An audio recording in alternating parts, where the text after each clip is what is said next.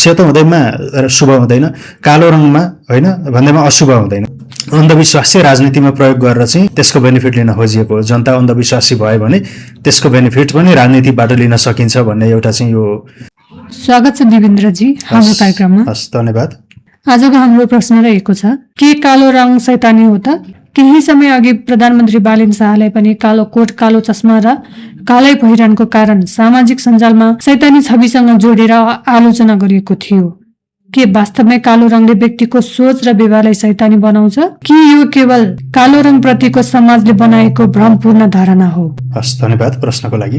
अब यो कालो रङ शैतानी हुन्छ, नकारात्मक हुन्छ भन्ने हाम्रो धारणा भन्दा पनि क्रिस्चियनिटीको कुरा हो होइन। अब तपाईँले भन्नुभयो बालेन शाहलाई पनि जस्तो प्रधानमन्त्री हुनुभन्दा अगाडि चाहिँ विशेष गरी चाहिँ विश्लेषक सौरभसँगको कुराकानीबाट सुरुवात भएको चाहिँ यो विषय लुसिफरसँग तुलना गर्ने विषय कि कालै कोट लगाउँछ होइन, कालै चस्मा लगाउँछ भन्ने विषय, यो चाहिँ शैतान लुसिफरसँग डार्क एनर्जीसँग चाहिँ तुलना त्यति बेलाबाट चाहिँ सुरु भएको होइन।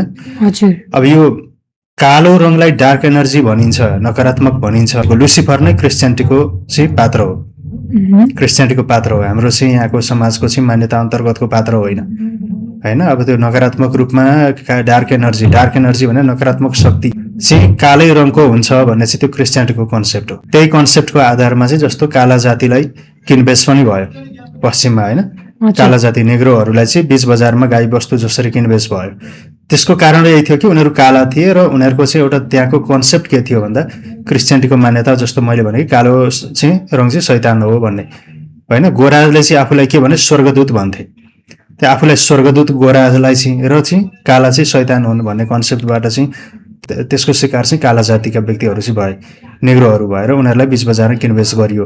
यो दास प्रथाको विषय त्यसरी छ। कालो रङकै कारण त्यस्तो भयो। अब उनीहरूमा कालो प्रतिको घृणा छ के, गोरा जातिमा चाहिँ एकदमै कालो प्रति एकदमै घृणा गर्छन्। त्यसको त्यो किसिमको घृणाको चेतना चाहिँ अझैसम्म पनि पूर्ण रूपमा हट्न सकेको छैन पश्चिममा पनि।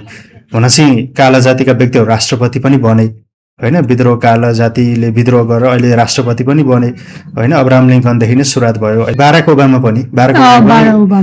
पनि काला जातिकै हो, राष्ट्रपति त बनेका छन् होइन। तर पनि त्यहाँको अझै पनि पश्चिममा पनि टोटल्ली चाहिँ पश्चिम तथा युरोपमा चाहिँ अमेरिका युरोपमा चाहिँ अझै पनि टोटल्ली चाहिँ कालो रङ चाहिँ नेगेटिभ होइन, कालो रङ पनि एउटा केवल रङ हो भन्ने धारणा पनि त्यहाँ पुरा चाहिँ स्थापित गर्न अझै पनि पूर्ण रूपमा सफल भइसकेको छ अवस्था छैन। भनेपछि त्यो चेतना चाहिँ त्यही कन्सेप्टको त्यही उदाहरण सौरभले यहाँ दिँदा चाहिँ त्यही शिकार चाहिँ बालेन शाह पनि भएको होइन।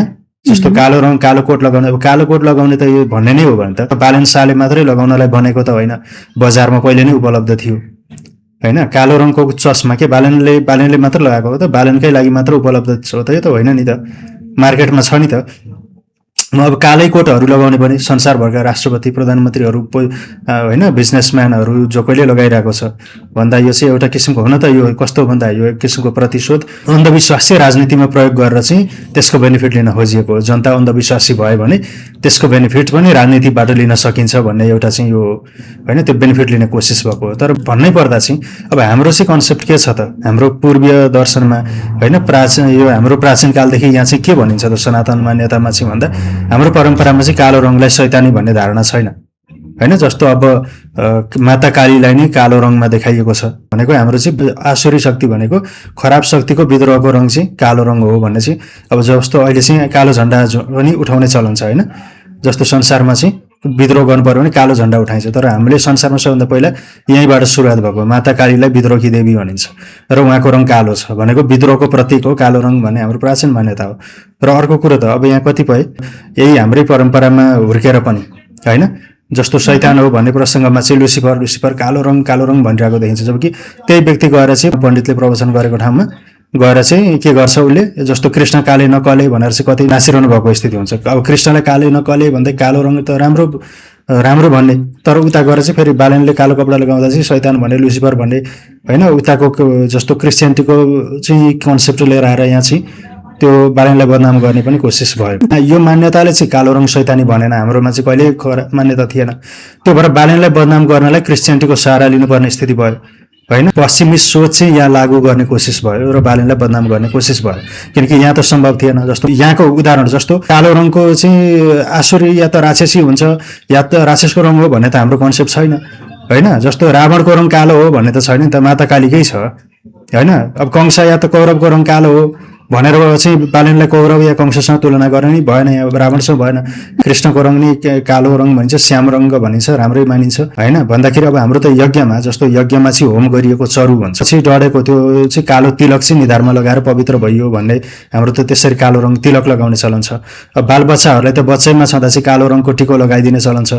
अशुभ शक्तिबाट बचाउनलाई चाहिँ कालो रङ लगाइन्छ क्या। यहाँ चाहिँ कालो रङलाई अशुभ भनिँदैन कि अशुभ शक्तिबाट बचाउने रङ चाहिँ कालो भनिन्छ भनेको त्यो ढङ्गमा चाहिँ हाम्रो चाहिँ हेरिन्छ। हाम्रो समाज त त्यो अब तर अब यहाँ जस्तो बालेनलाई त्यो बदनाम गर्ने क्रममा चाहिँ होइन, जस्तो बालेनका विरोधीहरू पनि जनताहरू पनि यहीँको संस्कृतिमा हुर्केर पनि त्यो मान्यताको शिकार हुने स्थिति पैदा भएर लुसिफर भन्दा एउटा सामाजिक माहौल बन्यो कि हिन्दूले पनि लुसिफर भन्न थाल्यो कि, हिन्दूले पनि भन्न थाल्यो, बुद्धिस्टले पनि लुसिफर भन्न थाल्यो, जबकि उसलाई लुसिफर भनेको के हो थाहा छैन, लुसिफरको कन्सेप्ट पनि के हो थाहा छैन, र कालो रङ शैतान हो भन्ने मान्यता यहाँको हुँदा पनि होइन।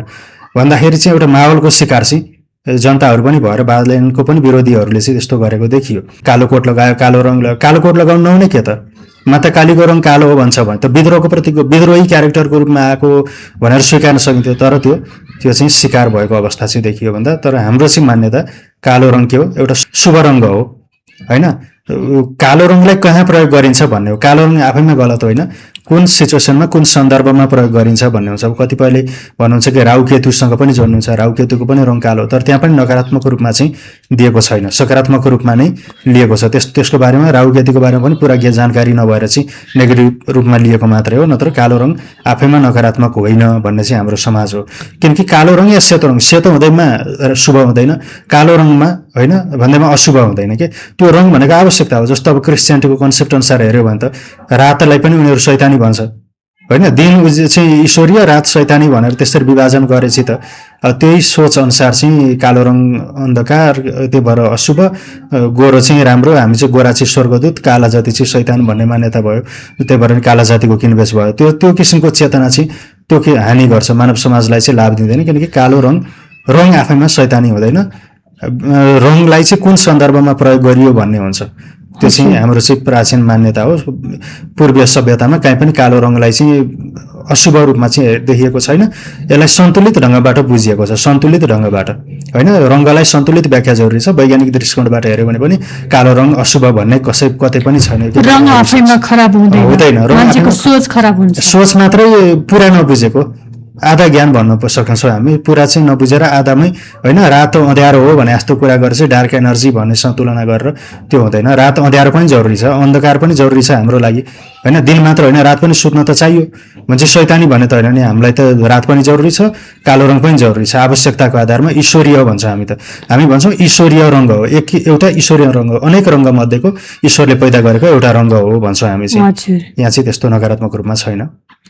हजुर, यहाँलाई धेरै धेरै धन्यवाद कार्यक्रममा समय दिनुभयो। हस्, यहाँलाई पनि धेरै धेरै धन्यवाद।